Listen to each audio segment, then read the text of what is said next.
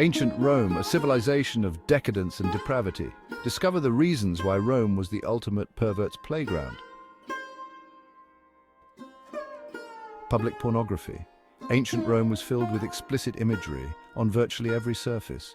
From Roman coins depicting sexual acts to statues showing the god Pan engaged with a goat, explicit content was widespread. Small metal penises were used as wind chimes, and slaves with large endowments had to display them.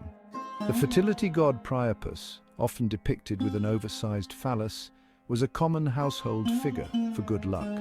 Public baths were adorned with murals showing various sexual activities. Perverted justice. Roman justice included bizarre and humiliating punishments. In cases of adultery, the aggrieved party could legally sodomize the offender publicly. This act served to shame the offender and brand them as unmanly. Sometimes the punishment involved using a radish instead of a phallus. Such practices illustrate the extreme measures Romans used to enforce social norms. Religious sex parties imported from Greece. The Bacchanalia, fertility festivals from Greece, were notorious for their extreme debauchery. These events featured wild dancing and indiscriminate sexual activity. Historian Livy described them as scenes of unimaginable excess. The Roman authorities eventually banned the Bacchanalia, imposing severe punishments on participants. Despite this, the cult of Bacchus and its orgiastic rituals endured for centuries. Roman tombstones often included detailed biographies, frequently containing explicit content. Some inscriptions encouraged the living to indulge in sexual pleasures, as there would be no such opportunities after death.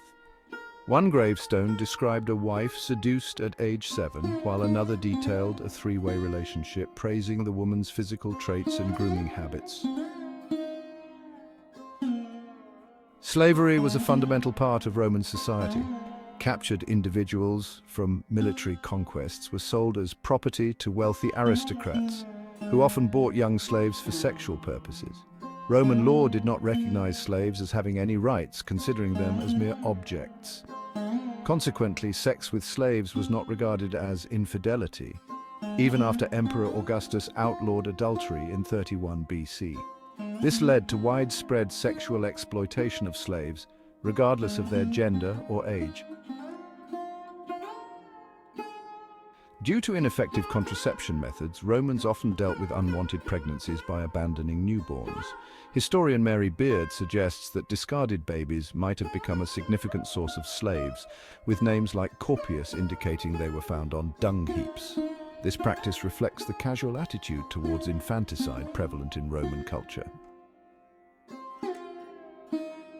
The Roman literature was heavily focused on sexual themes, often featuring unconventional and fetishistic activities.